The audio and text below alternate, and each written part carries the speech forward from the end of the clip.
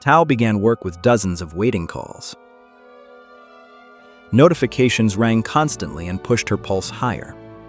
She answered so quickly she forgot deep breathing. By noon, her shoulders and mind felt tight. Nam noticed Tao's shallow breathing and restless tapping. He placed a warm cup of tea beside her. Tao thanked him but still could not soften. A difficult late call left her close to tears. Nam asked whether she had breathed properly all day. The simple question made Tao laugh tiredly. That evening, Nam introduced her to teacher Mai. The small studio felt opposite to her office. Mai did not ask Tao for difficult poses. She only asked her to sit and listen. Tao was surprised by how shallow it was. Mai taught a simple 4-4-4 breathing pattern. At first, Tao felt awkward and unfamiliar. After several rounds, her shoulders lowered slowly. Her heartbeat eased from its rushing pace. Mai said stress often steals breathing first. Recovering breath often helps recover calm. Tao carried that thought home that quiet night. She turned off her phone 15 minutes earlier. Before sleep, she sat by the window breathing slowly. Sleep arrived more gently than recent nights. Next morning, Tao entered work at a slower pace.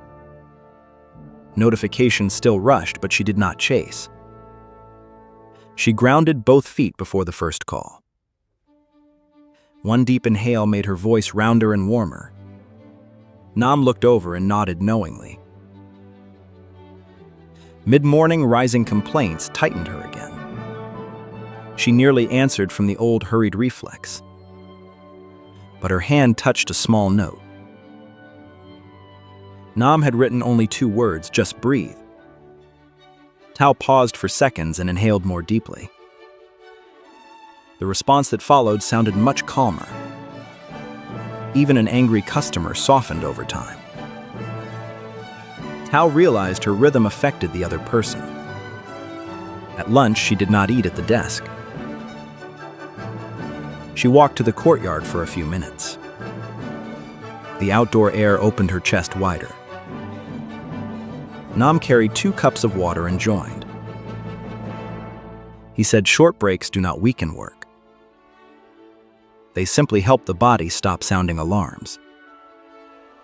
Tao began scheduling 3 breathing pauses daily. 1 before work, 1 after lunch, 1 before leaving.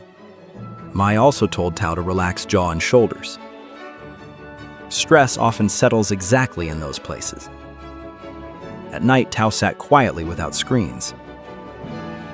The initial restlessness passed somewhat slowly. Afterward, the room suddenly felt wider and gentler. The hardest week of the month arrived next.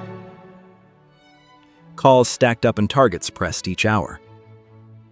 At times, Tao feared she would relapse. Then her reminder signaled the first breathing pause. 3 tiny minutes kept the morning from collapsing.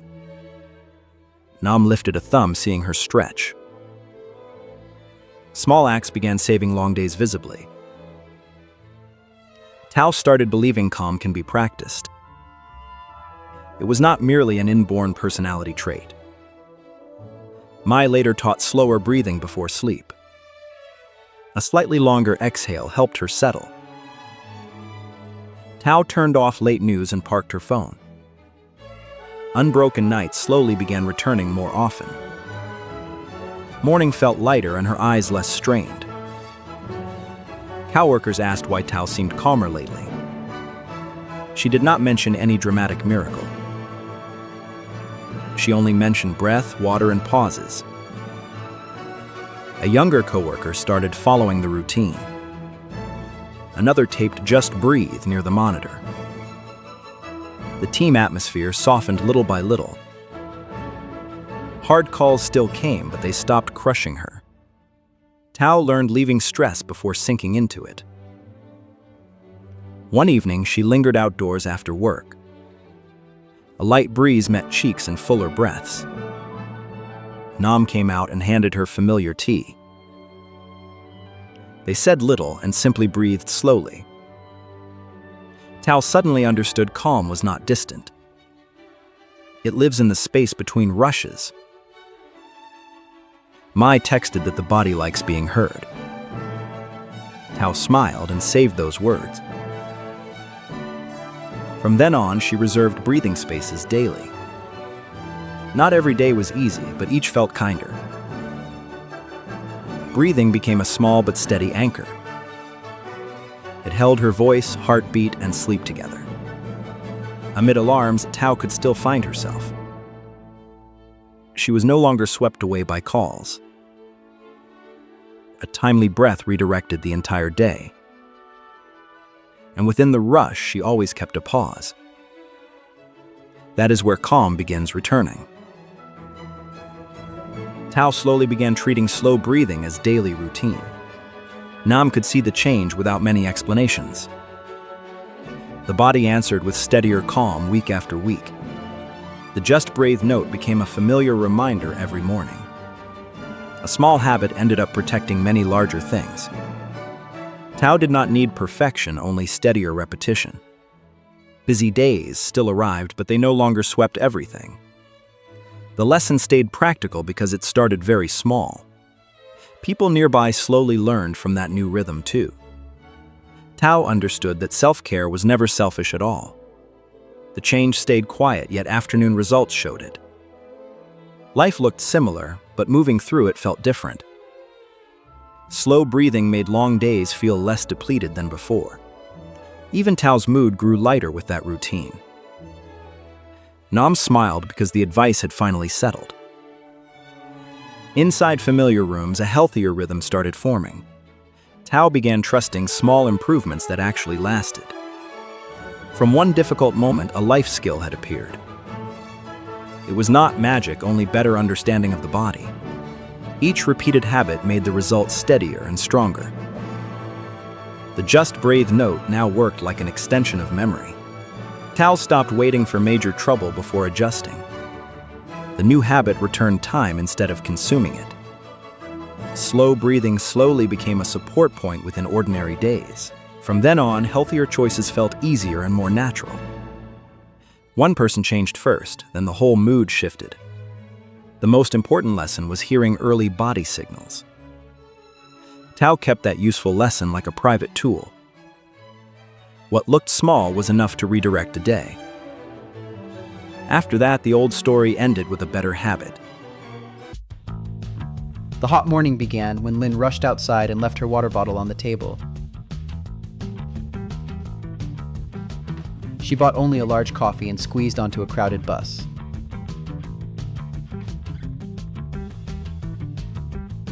Sunlight through the windows made the bus feel hot and airless.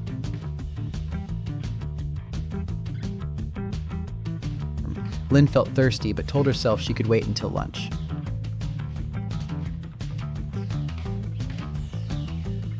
During the first meeting, a dull headache began to appear.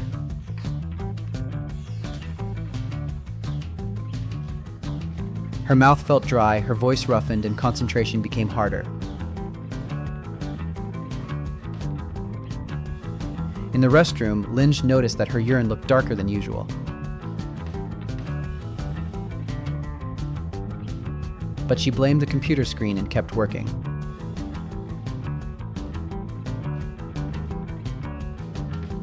Her coworker Hui placed water beside her and asked what she had drunk that morning. Lynn took several small sips and realized she had ignored thirst for too long. Water helps regulate temperature, carry nutrients, and support normal body functions. That does not mean everyone needs exactly the same amount of water each day. Needs vary with body size, weather, activity, pregnancy, illness, and diet.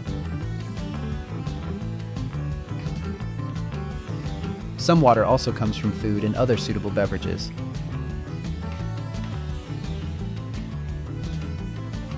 But heat and activity increase water loss through sweat.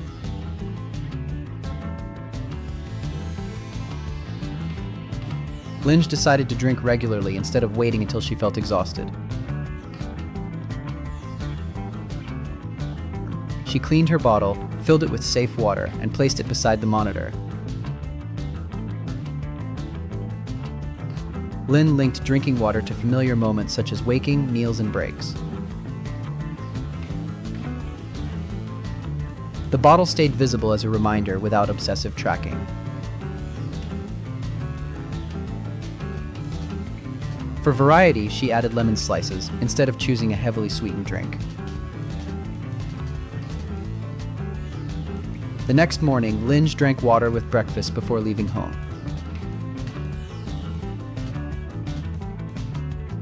She carried the bottle on the bus and sipped throughout the ride.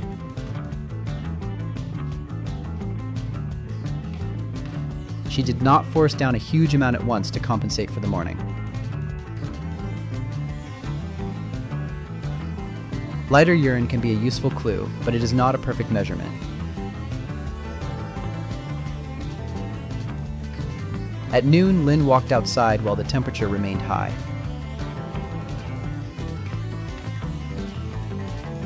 Sweat appeared quickly, reminding her that the body was losing water and salts. She drank more water, rested in shade, and slowed down instead of pushing through. The goal was steady replacement, not excessive drinking in a short time. Headache, nausea, dizziness, weakness, and intense thirst can signal heat exhaustion. Confusion, fainting, or very high body temperature should be treated as an emergency. Hai noted that some people with heart or kidney conditions may be told to limit fluids. Personal medical guidance matters more than a universal number found online. The team began replacing one daily soda with plain water.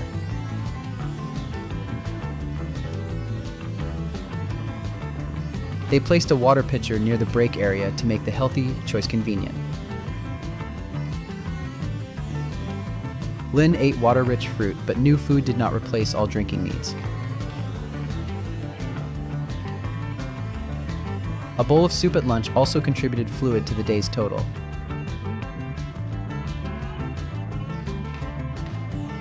After several days, her afternoon headaches appeared less often.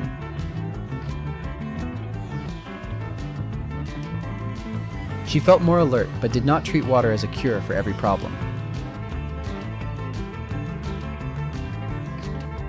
Sleep, meals, and stress could still affect energy and concentration. Healthy habits work best when they support one another.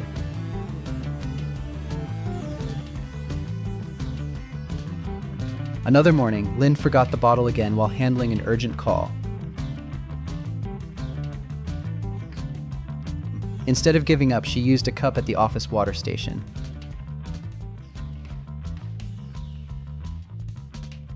She set gentle reminders for mid-morning and mid-afternoon.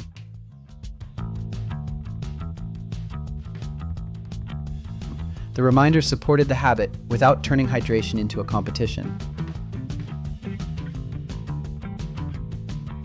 Before going outside, Lynn checked the temperature and carried water for the trip.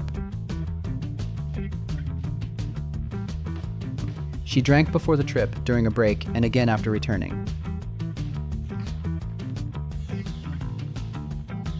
When she felt unusually hot, she sought shade instead of relying only on water.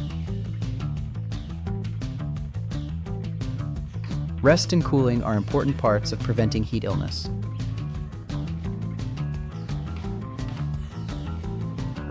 Lynn shared her experience with her mother without imposing the same liter target. Older adults may feel thirst less clearly and need extra attention during hot weather. Each person should consider thirst, activity, weather, and personal medical guidance.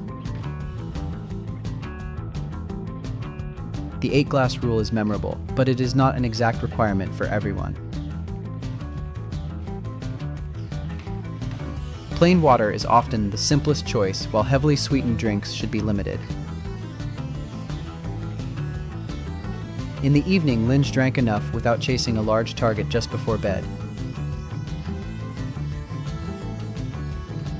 She learned that balance was better than swinging from too little to too much.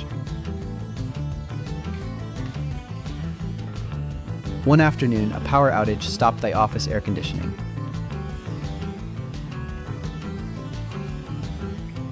The temperature rose quickly, and the team moved to a better ventilated area. They shared water, reduced activity, and watched one another for warning signs. Lynn understood that drinking water was only one part of a heat response plan. A coworker suddenly became dizzy, weak, and nauseated after moving equipment. The team stopped work, moved him to a cool place, and loosened his jacket. They offered small sips only while he was alert and able to swallow safely. When symptoms did not improve quickly, they called for medical help instead of waiting. Afterward, Lynn built a simple routine she could maintain long-term.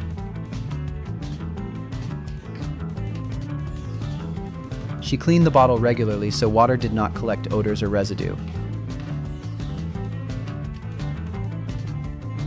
She used safe water sources and did not share the bottle mouthpiece.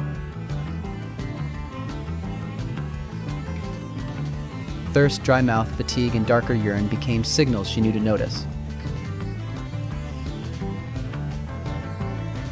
Each morning, a glass of water appeared beside breakfast instead of being forgotten. Lynn no longer waited for a headache before remembering to drink.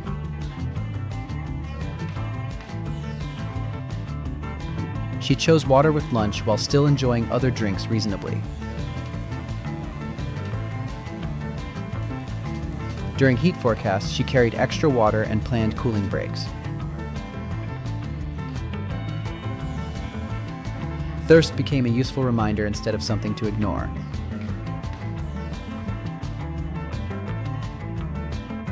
Lynn explained that no single perfect number fits every body.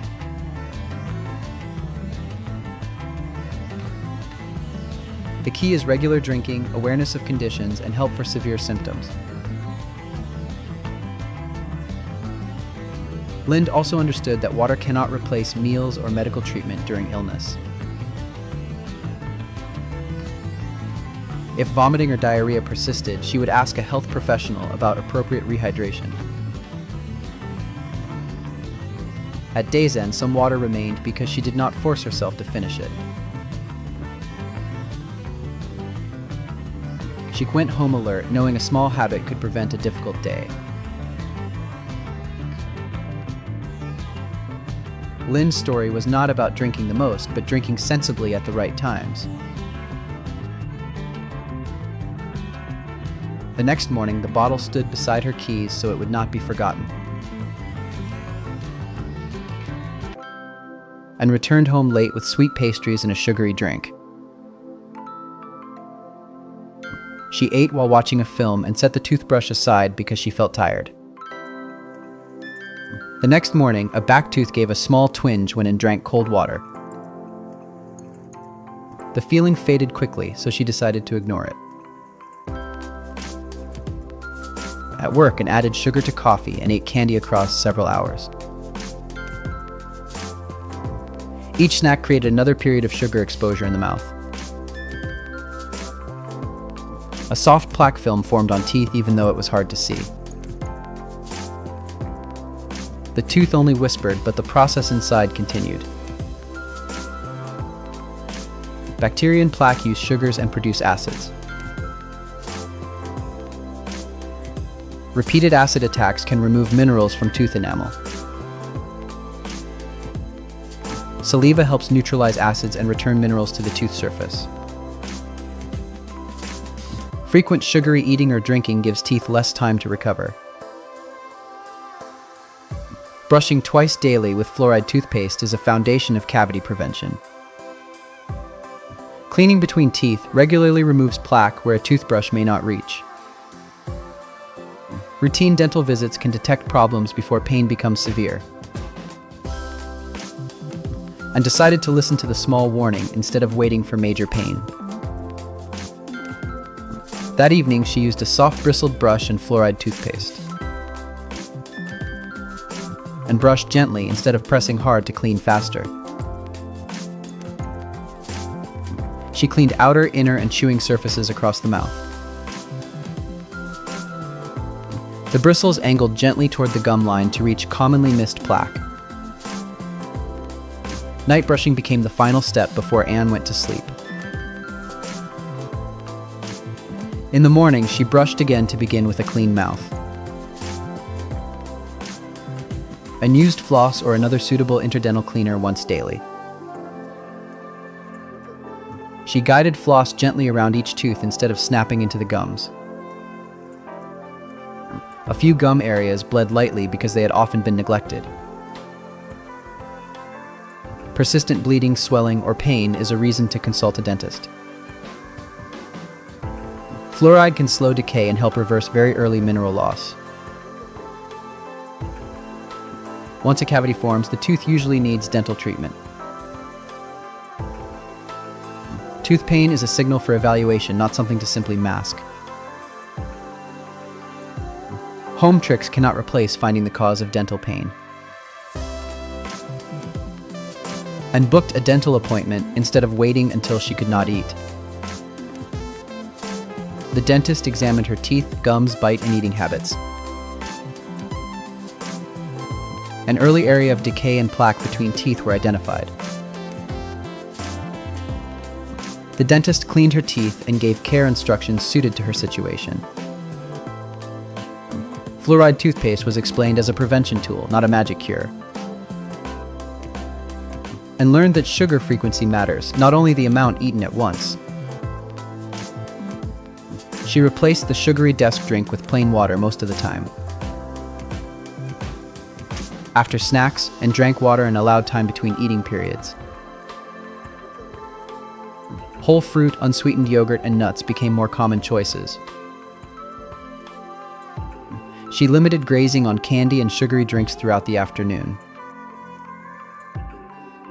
Her desk drawer no longer overflowed with sweets during stressful moments. A water bottle appeared beside the computer instead of a soda can. And prepared small portions of fruit and nuts to reduce mindless snacking. She still enjoyed dessert without stretching it into hours of sugar exposure. One tired evening, and again wanted to skip brushing. She kept the brush ready beside the sink to reduce effort. A floss holder made interdental cleaning easier for her. And moved gently and stopped if a gum area felt unusually painful. The old brush was replaced when its bristles became frayed. She chose a brush head that could comfortably reach the back teeth. And gently cleaned her tongue where bacteria and food debris can collect. Morning breath improved, but it was not the only measure of oral health. Mouthwash was not used as a replacement for brushing and interdental cleaning.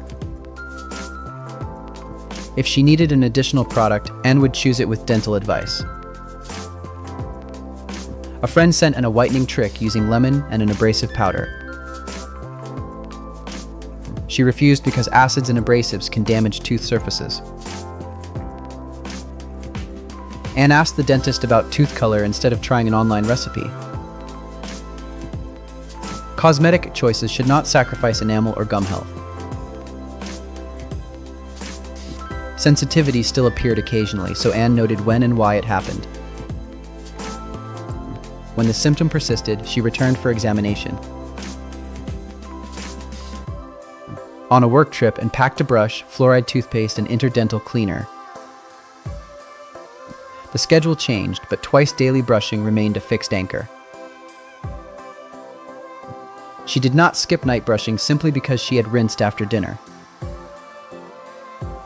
The routine stayed simple enough for home, office, and hotels. Dental visits followed the interval recommended for her individual needs. Each visit was a chance to check teeth, gums, and adjust habits. And understood that smoking also increases gum disease risk and harms oral health. She encouraged a relative to seek quitting support instead of only masking breath. After a month, the tooth no longer twinged when drank cold water. The clean feeling came from consistent technique, not aggressive scrubbing. Her gums bled less as plaque between teeth was cleaned regularly. And understood that early care is usually simpler than waiting for severe pain. She did not panic at every sensation, but she did not ignore it either. Oral prevention is built from small actions repeated each day. 2 fluoride brushings formed the main structure of the routine. Cleaning between teeth-covered areas a brush could not reach. Sensible eating and fewer sugar exposures gave teeth time to recover. Routine visits and persistent symptom care kept small problems from becoming large. And smiled because she understood that oral care is part of everyday overall health. That night, and put down the toothbrush and no longer heard the tooth whisper. Nam opened his computer at 8 and sat down to finish a major project. 3 hours passed while he barely left the chair. Lunch was placed beside the desk so Nam could keep working without interruption.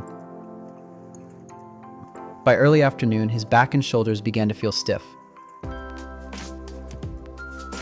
Despite being inactive, Nam felt more tired and less focused. His phone showed very few steps since waking. Nam told himself he would exercise hard on the weekend to compensate. The chair seemed to hold him longer than any task required. In the afternoon, Nam sat through 2 more online meetings. His neck moved forward and shoulders rose whenever he felt tense. Thu from his team suggested standing during a 5-minute break. Nam walked to the window, rolled his shoulders, and circled the room. Even a short movement break made his body less sluggish and mind clearer. It did not replace exercise, but showed that continuous sitting was not the only option. Physical activity guidance encourages adults to move more and sit less throughout the day.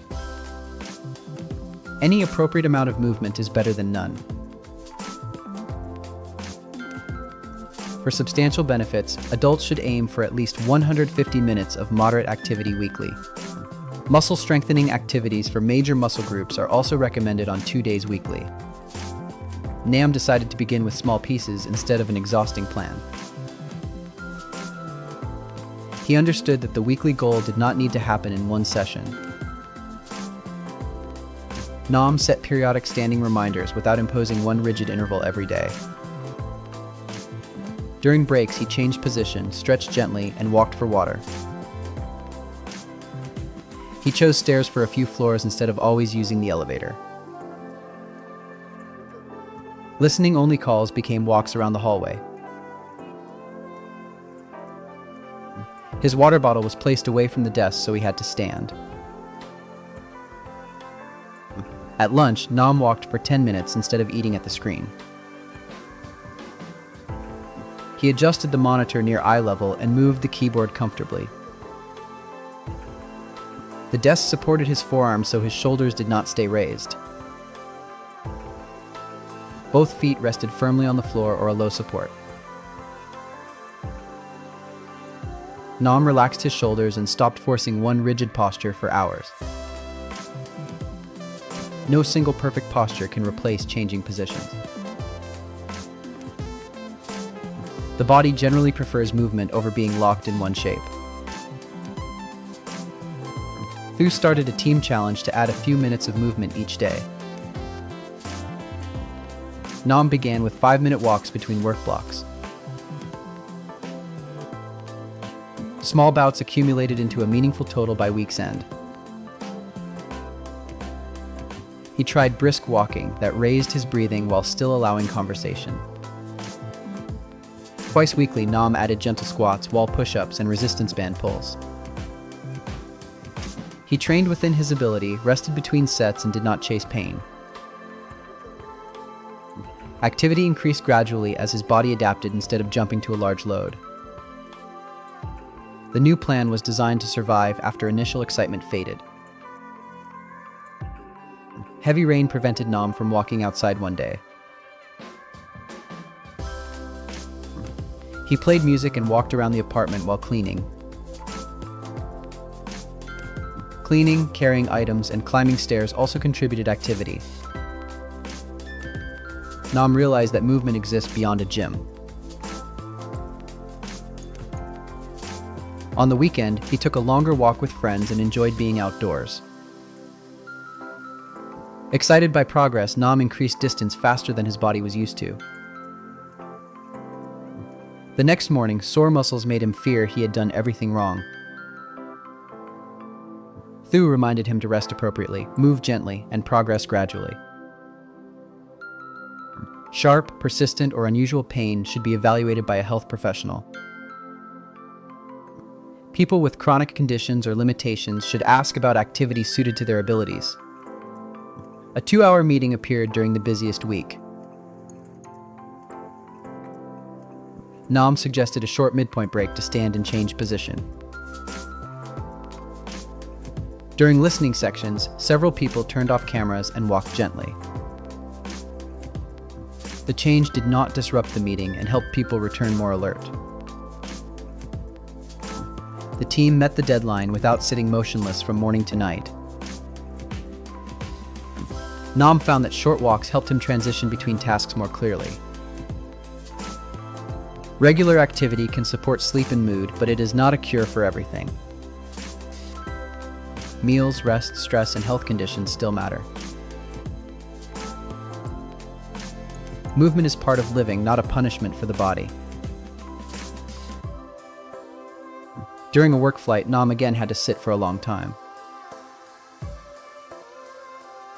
When safe and permitted, he stood and took a few steps in the aisle. In his seat, Nam flexed his ankles and changed position periodically. On a car trip, the group stopped to walk instead of driving continuously. At the hotel, Nam used stairs for short trips and explored the neighborhood on foot. He did not turn every trip into a perfect workout, but found practical opportunities. At week's end, Nam reviewed total activity instead of counting only steps. He passed 150 minutes through many smaller bouts. 2 muscle strengthening sessions stayed brief but consistent. More importantly, he spent less time sitting continuously during workdays. Afternoon energy felt steadier and his back was less stiff after work. Nam no longer believed one weekend workout could repair the whole week. The morning began with a short walk before opening the computer. Lunch happened away from the desk and included a few minutes of walking. Evening activity could be strength work, housework, or a walk with friends. Rest days remained so the body could recover and the plan stayed manageable. Small changes lasted longer than a brief burst of motivation. He chose activities he enjoyed so movement would not become a heavy obligation. Nam understood the goal was a more active life, not constant limit pushing.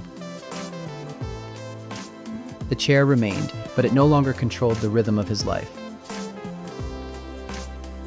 At day's end, Nam left the desk and walked outside while sunlight remained.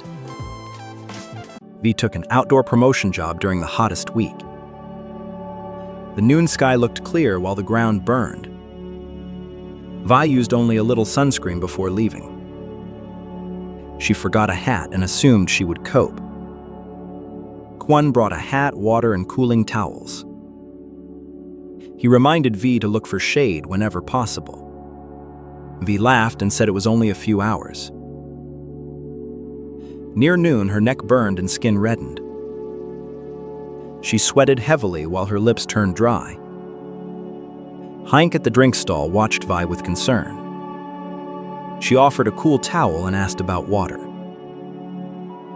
Vi realized she had drunk only half a bottle. Kwon suggested a shorter shift under shade. Vi kept standing because she feared inconveniencing others. Soon her head felt light and her steps wavered. Kwon quickly guided her to a chair nearby. Henk handed cool water and fanned her gently. Vi did not faint, but her heart raced. Kwon said her body was sending a clear warning. Henk told stories of people collapsing from midday heat. She said shade is a form of protection. Sunscreen needs enough amount and timely reapplication. Water should be sipped regularly, not after thirst. Vi listened more carefully than during any training. After work, her skin still glowed red. That night, a mirror showed what the sun left. She placed sunscreen beside her keys for tomorrow. A wide brim hat was hung by the door. Vi filled her water bottle and chilled it. Next morning, she stepped out like a different person. She applied sunscreen carefully to face, neck, and arms. The hat cast a cooler shadow across her eyes. Vi set reminders to drink water every 30 minutes. Kwon noticed and nodded with approval. At noon, Vi stepped into shade on purpose. Henk added lemon slices to the water bottle. The water tasted better and Vi enjoyed drinking. Yesterday's heavy-headed feeling did not return. A younger coworker removed his hat to save hairstyle. Vi described yesterday's dizzy spell to him. He laughed awkwardly and put the hat back.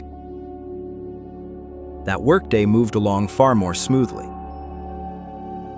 After work, Kwon explained heat exhaustion signs. Headache, weakness, dizziness, and nausea all matter. Shade, water, and rest are the first response. Vi quickly noted those points into her phone.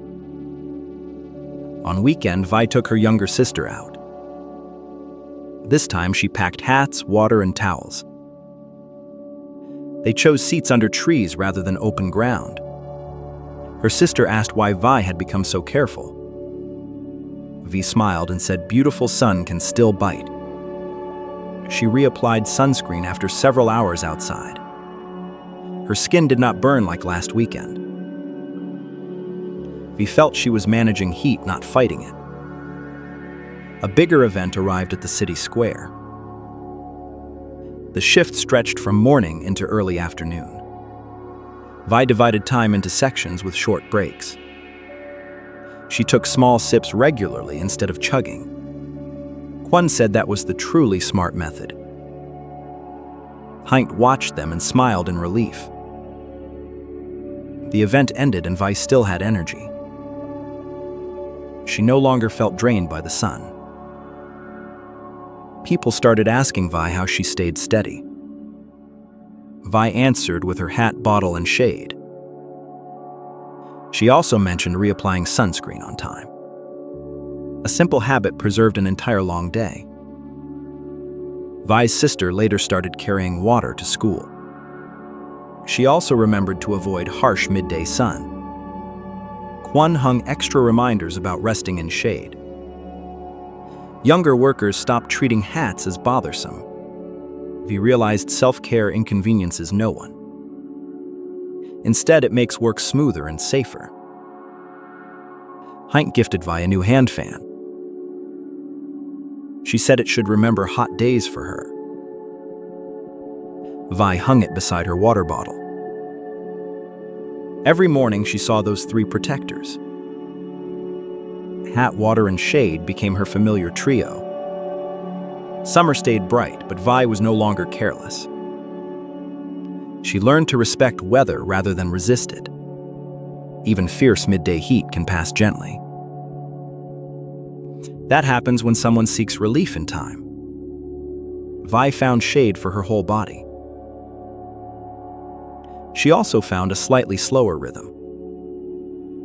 She no longer waited for dizziness to understand.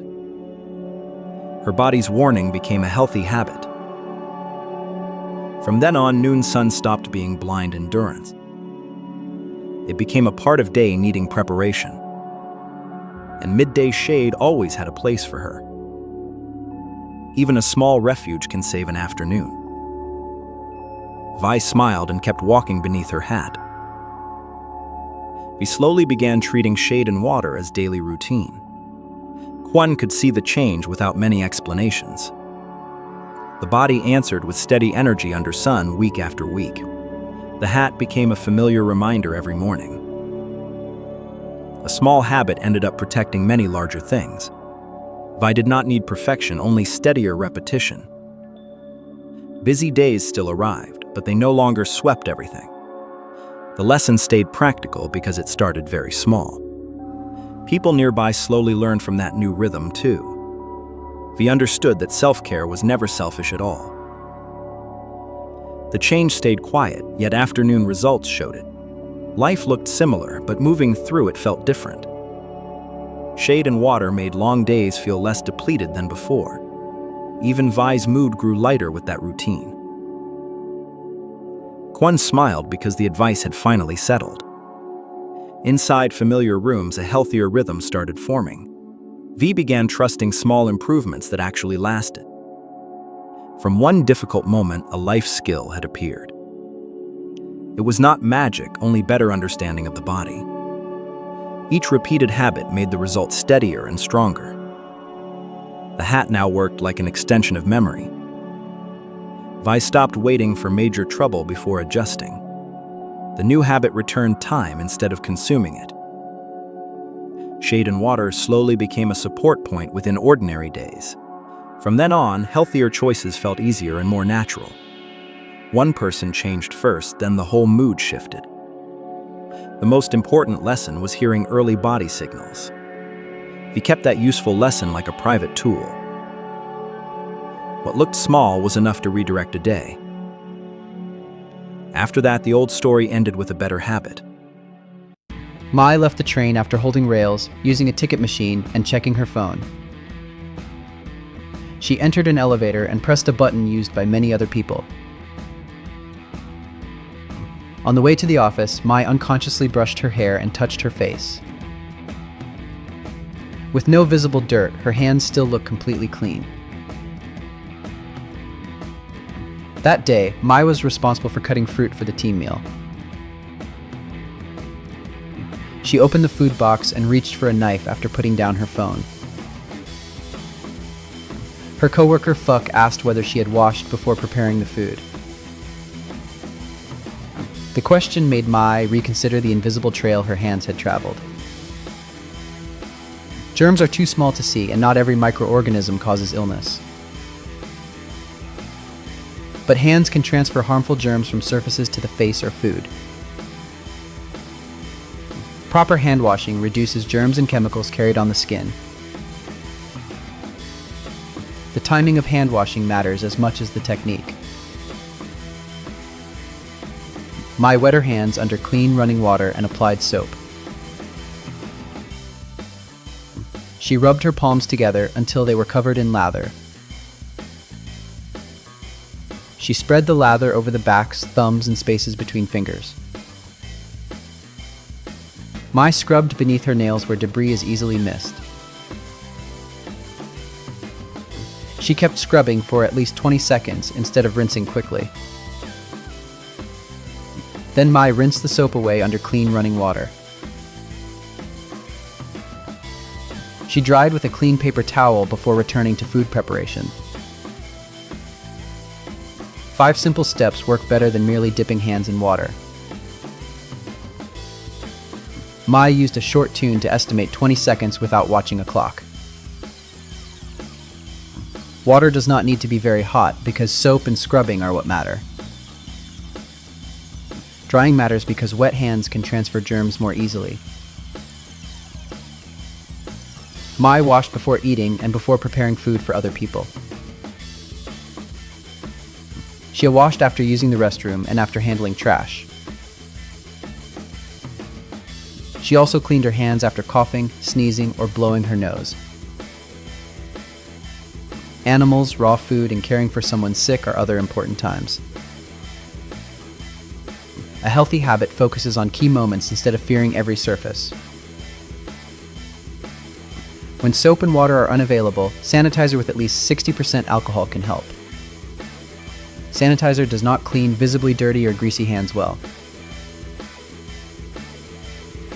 Fook noticed that Mai often missed her thumbs when washing quickly. She returned to the sink and cleaned every area again. Another coworker rinsed briefly before reaching for fruit.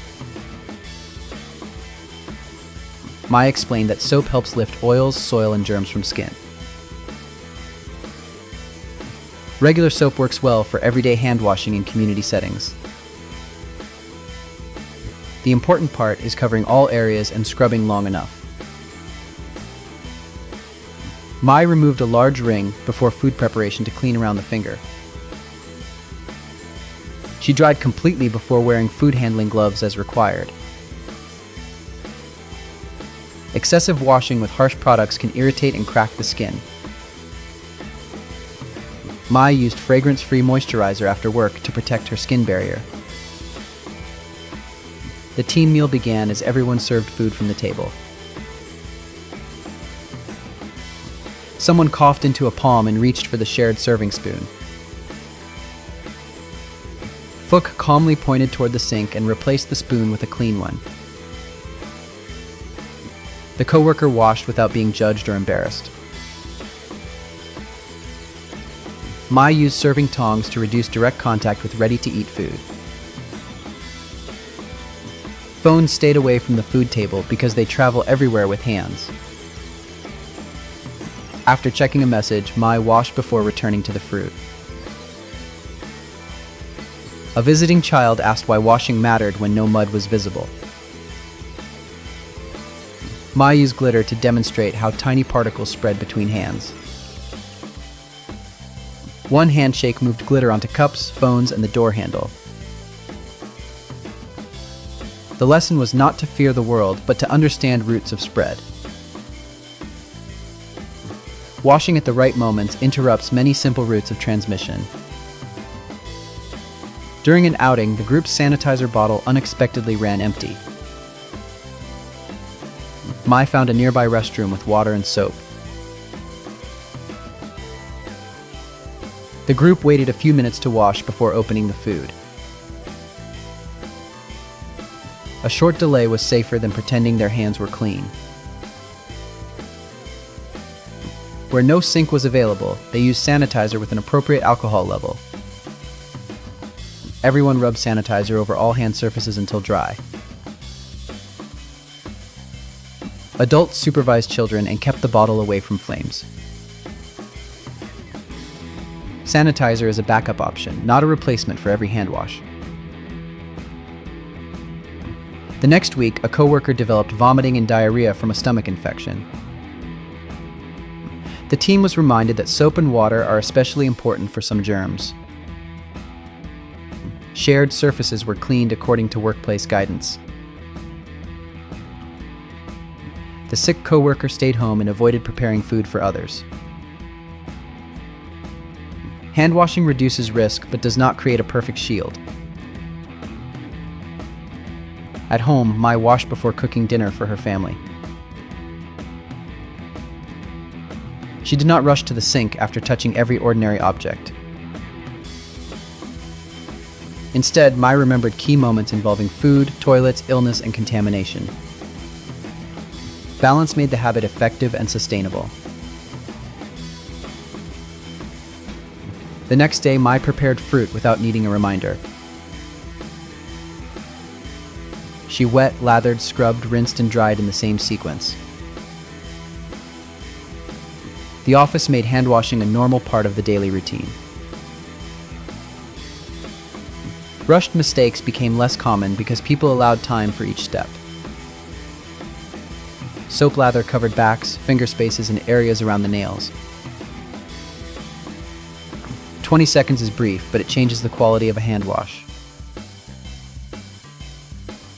Clean hands protect the washer and other people sharing the space.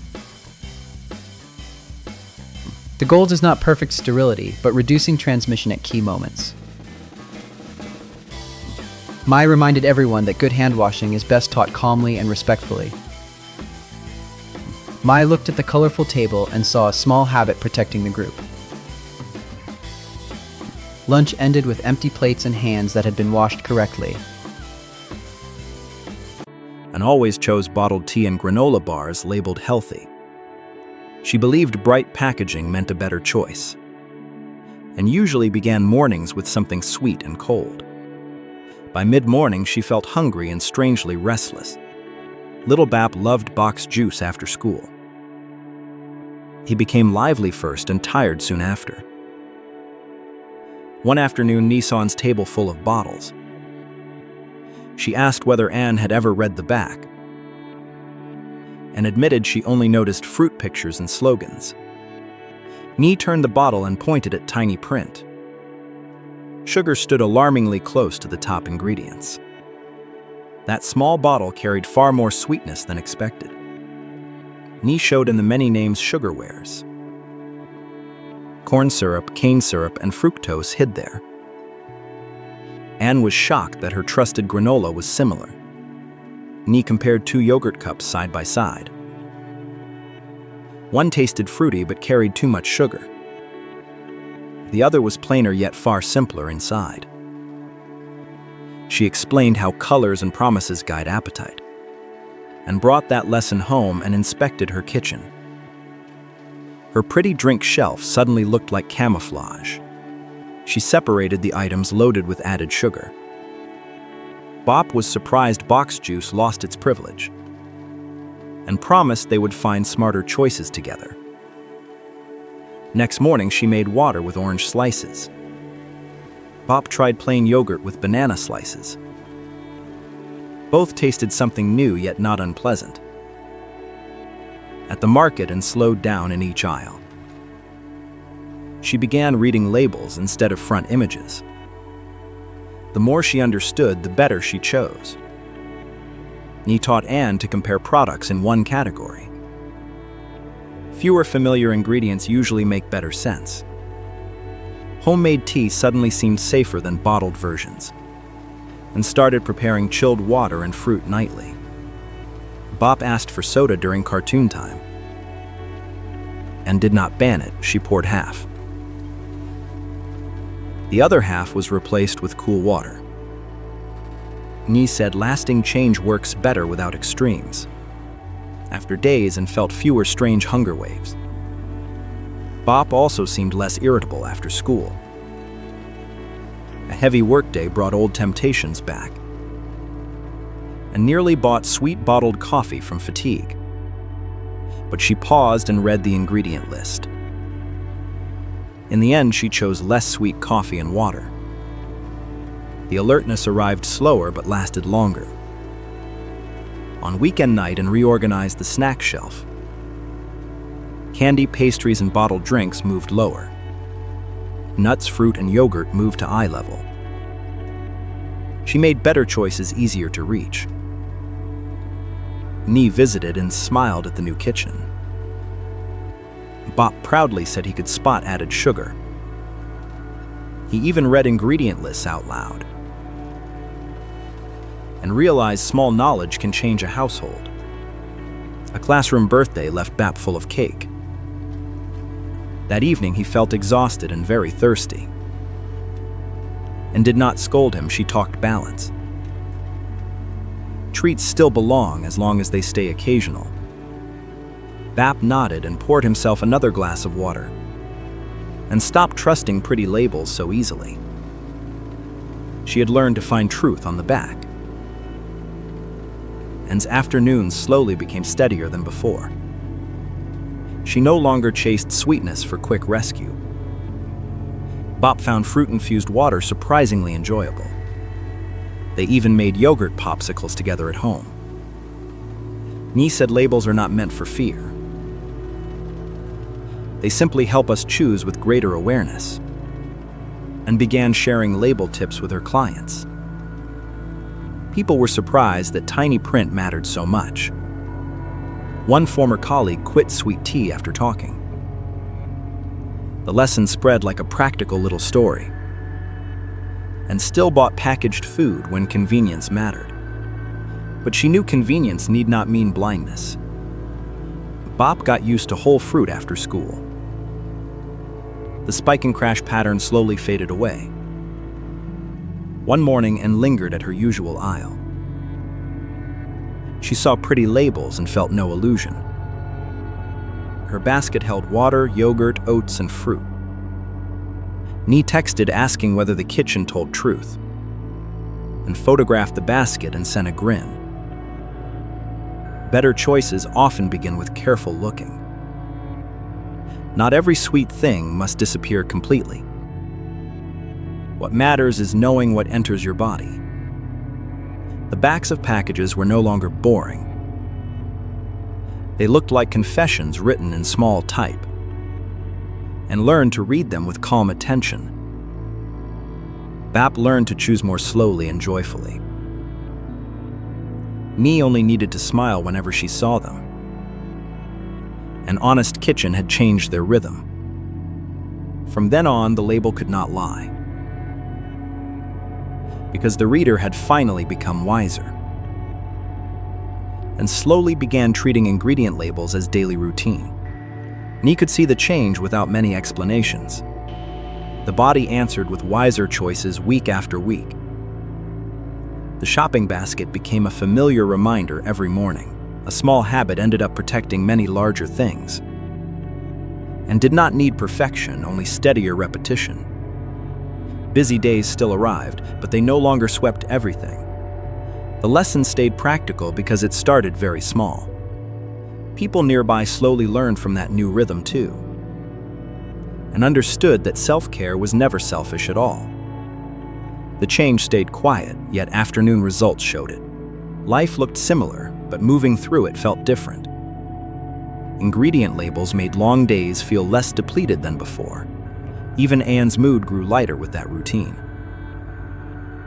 Nee smiled because the advice had finally settled. Inside familiar rooms, a healthier rhythm started forming, and began trusting small improvements that actually lasted. From one difficult moment, a life skill had appeared. It was not magic, only better understanding of the body. Each repeated habit made the results steadier and stronger.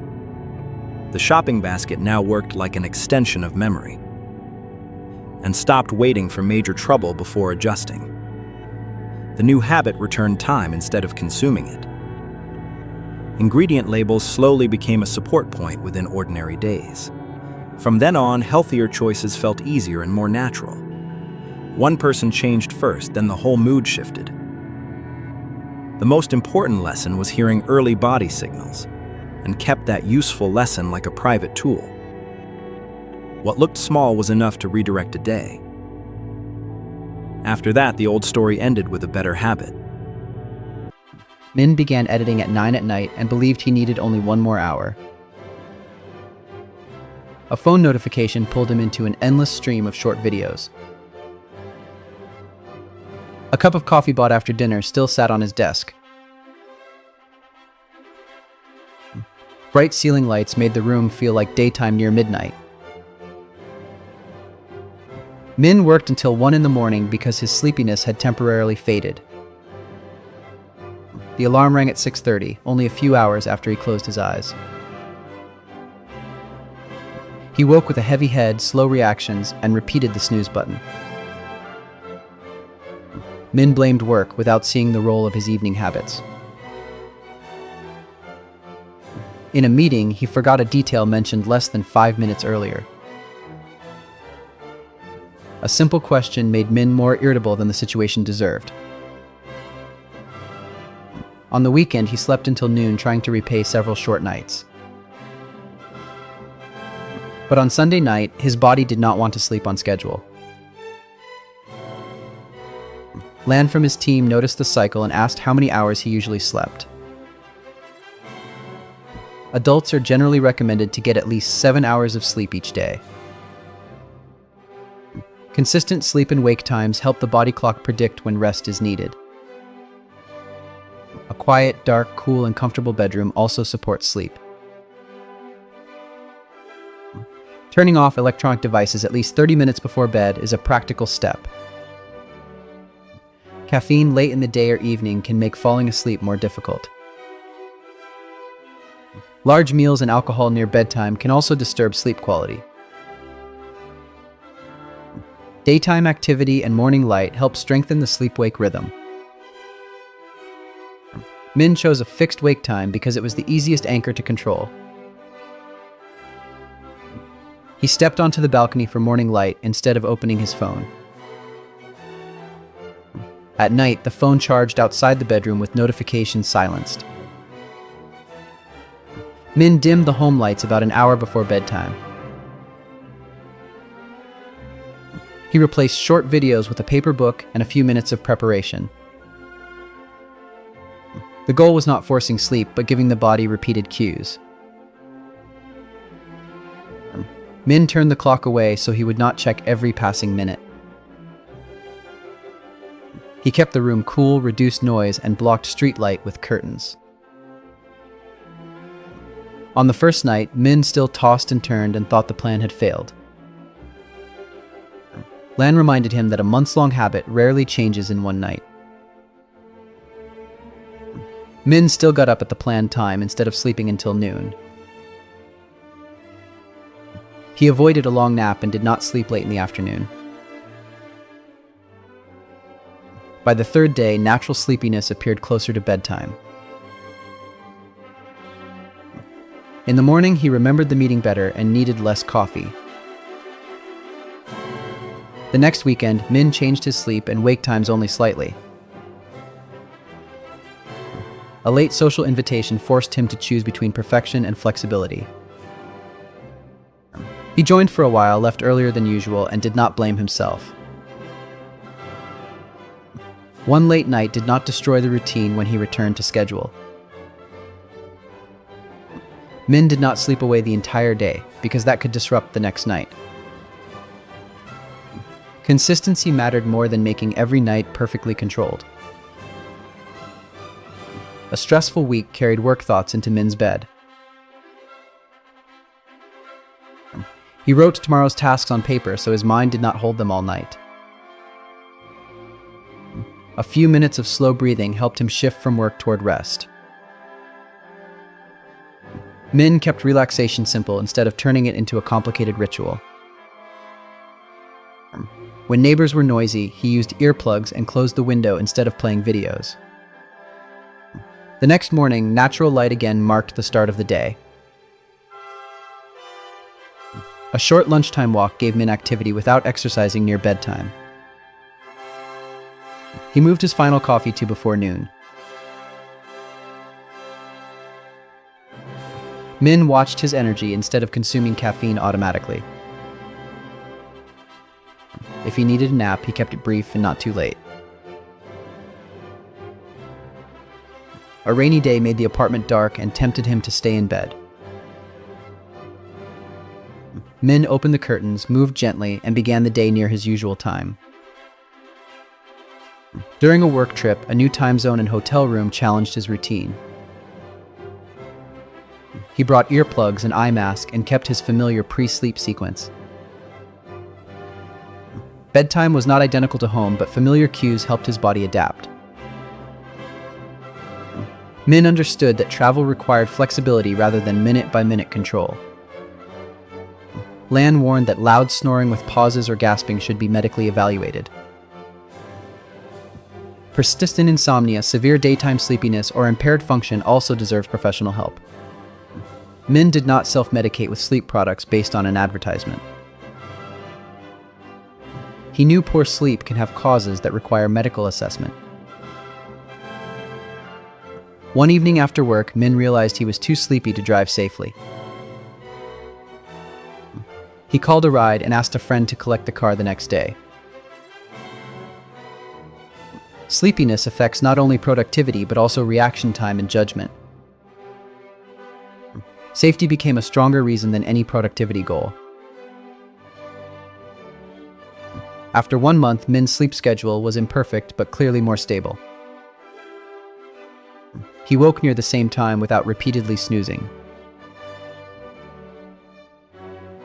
Morning light, walking, and regular meals gave rhythm to the day.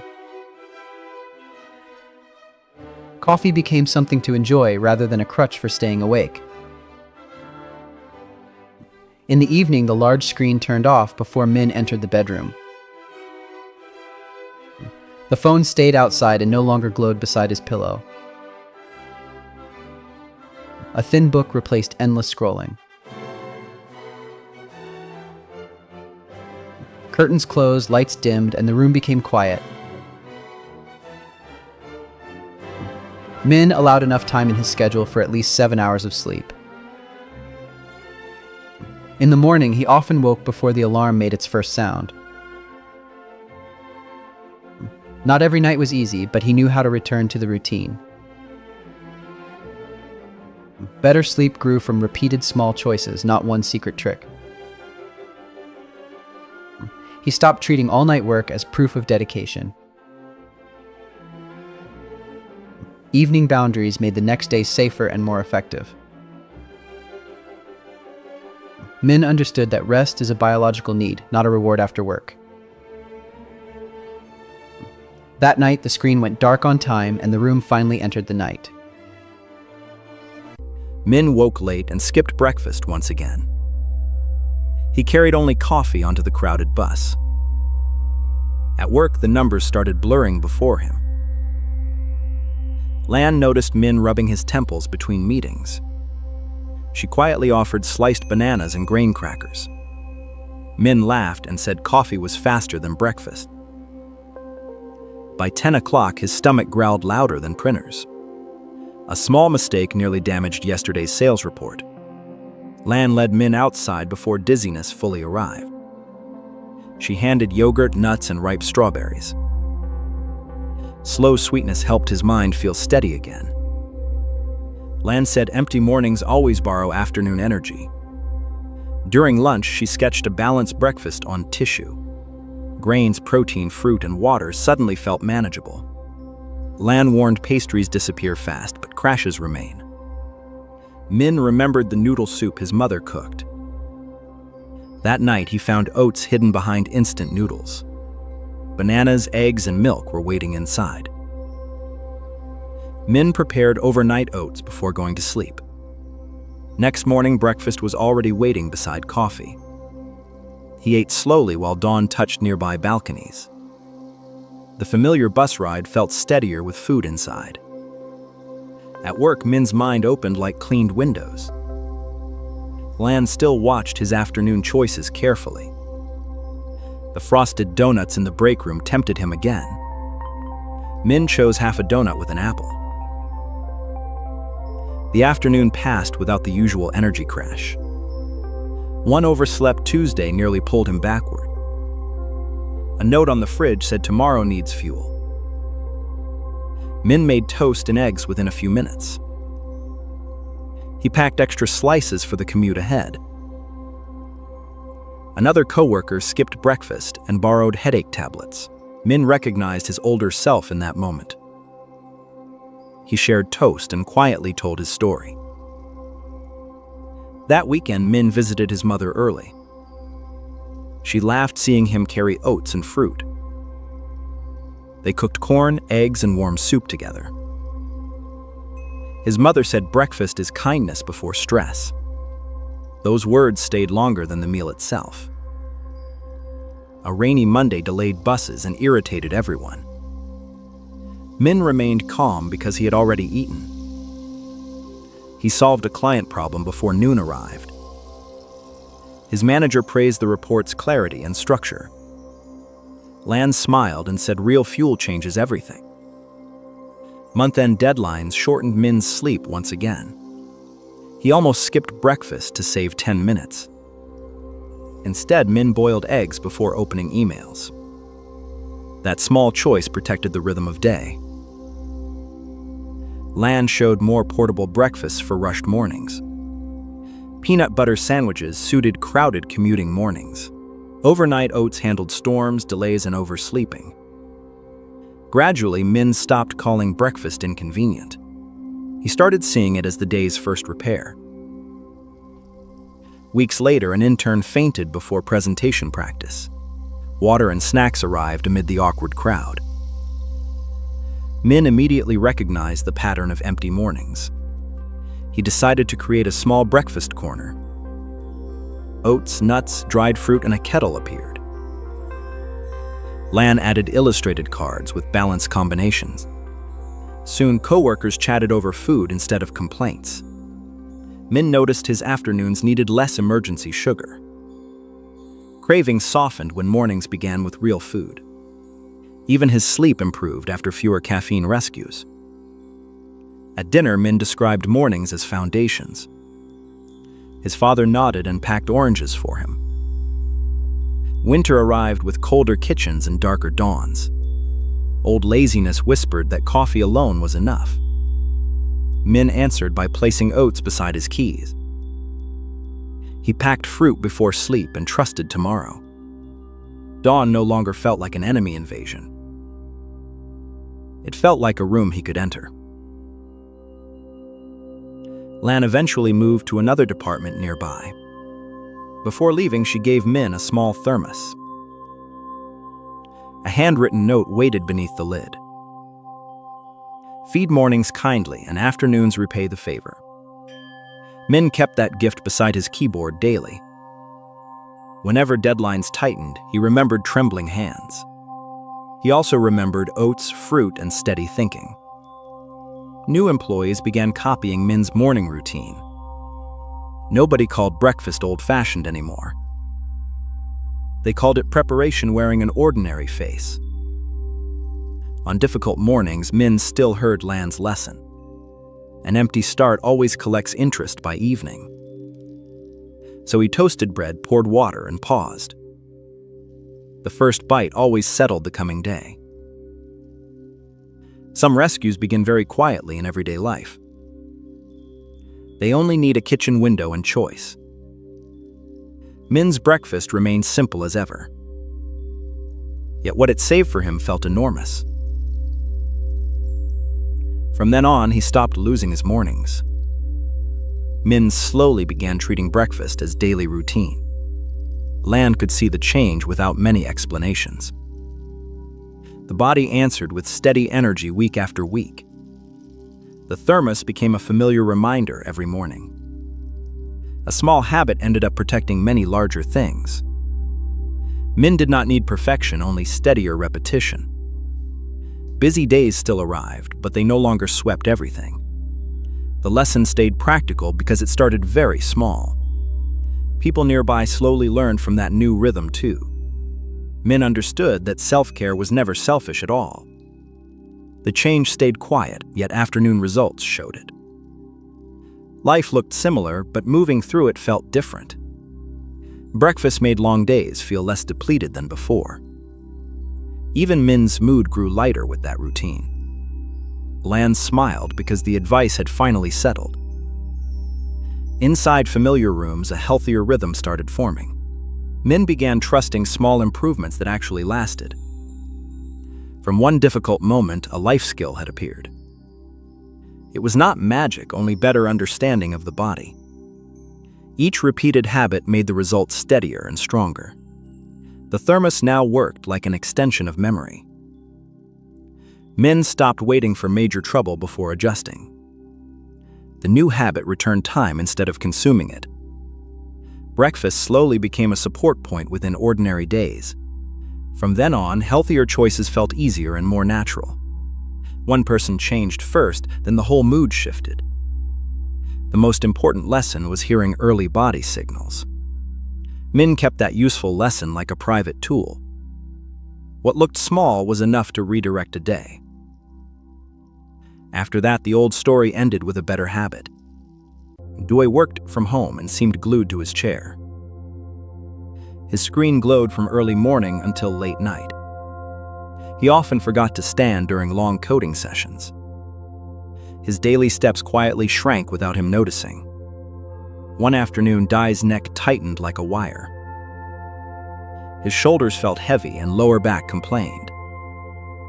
Barrow noticed Dewey constantly shifting during a video call. He advised Dewey to speak with Fun, a therapist. Fun visited on weekend and inspected his workspace. The chair sat low, the screen skewed, and desk cramped.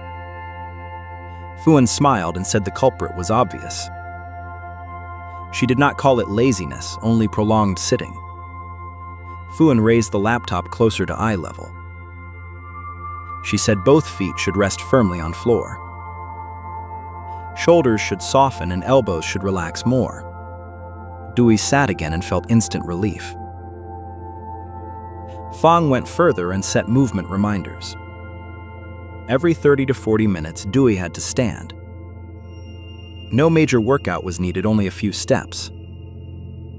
Dewey thought the advice sounded almost too simple. On Monday morning, work swallowed him again. A reminder rang during his deepest concentration. He dismissed it twice before finally standing. Even one lap around home made his mind clearer. Back at the desk, a hard bug loosened quickly. At noon, Fun sent a few brief stretches.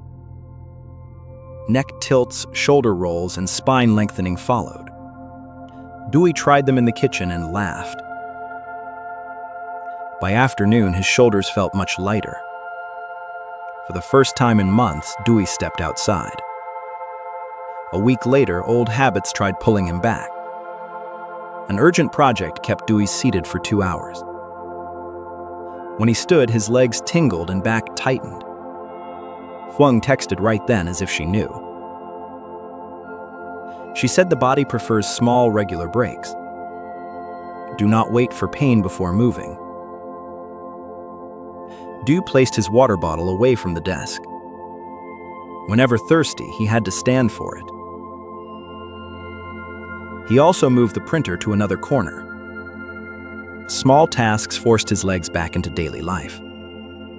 Barrow visited to work together on a rainy afternoon. He noticed Dewey standing up without resistance now. They even walked to a nearby tea shop. That short walk noticeably relaxed Dewey's back. Fung said movement need not be dramatic.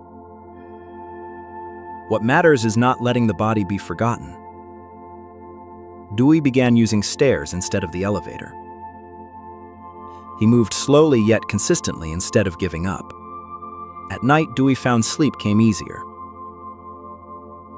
His neck and shoulders felt looser the next morning. A younger coworker complained about back pain online. Dewey shared the story of the chair-stealing steps. Everyone laughed, then checked their posture. Pho sent posture illustrations for the whole team. The team began taking standing breaks together. Long calls no longer pinned anyone motionless. Dewey realized one personal change can spread outward. The old chair remained, but it no longer ruled. He used it as a seat, not trap. His daily step count rose quietly over time. One month-end morning, Dewey worked standing briefly. He stretched lightly before opening the first code file. His back and neck felt smoother afterward. Barr said Dewey looked sharper than before. Fien visited again and saw a changed workspace. The screen sat higher, the chair steadier, light softer. A small resistance band lay beside the laptop. The water bottle stood farther away like invitation. Fu nodded because Dewey understood the real principle. The body must be invited into desk work. Dewey no longer waited for pain to adjust. He learned dividing days into breathing spaces. Sometimes it meant simply standing by the window. Sometimes it meant a few stairs before returning. Those short steps brought surprising clarity. Stubborn problems softened after he moved a little. Afternoons no longer dragged with dull fatigue. His mind and back both approved the new rhythm. Dewey placed a small note near the monitor. It simply said not to sit too long. Each reading made standing up feel natural. The chair no longer stole Dai's steps. It became only one part of the day. The rest belonged to a body finally heard. Dewey smiled while closing his laptop each evening. Days stayed busy, but he was no longer still. A small change protected a great deal of comfort. Scattered steps ended up saving his back. It was a simple, clear, and lasting lesson. The body always wants participation in daily life. Dewey slowly began treating movement breaks as daily routine. Fung could see the change without many explanations. The body answered with back comfort week after week. The workspace became a familiar reminder every morning. A small habit ended up protecting many larger things. Dewey did not need perfection, only steadier repetition. Busy days still arrived, but they no longer swept everything. The lesson stayed practical because it started very small. People nearby slowly learned from that new rhythm too. Dewey understood that self-care was never selfish at all. The change stayed quiet, yet afternoon results showed it. Life looked similar, but moving through it felt different. Movement breaks made long days feel less depleted than before. Even Dewey's mood grew lighter with that routine. Fung smiled because the advice had finally settled. Inside familiar rooms, a healthier rhythm started forming. Dee began trusting small improvements that actually lasted. From one difficult moment, a life skill had appeared. It was not magic, only better understanding of the body. Each repeated habit made the results steadier and stronger. The workspace now worked like an extension of memory. Dewey stopped waiting for major trouble before adjusting. The new habit returned time instead of consuming it. Movement breaks slowly became a support point within ordinary days.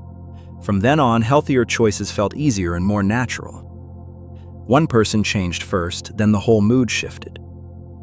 The most important lesson was hearing early body signals. Dewey kept that useful lesson like a private tool.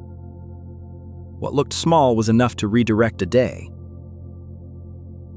After that, the old story ended with a better habit.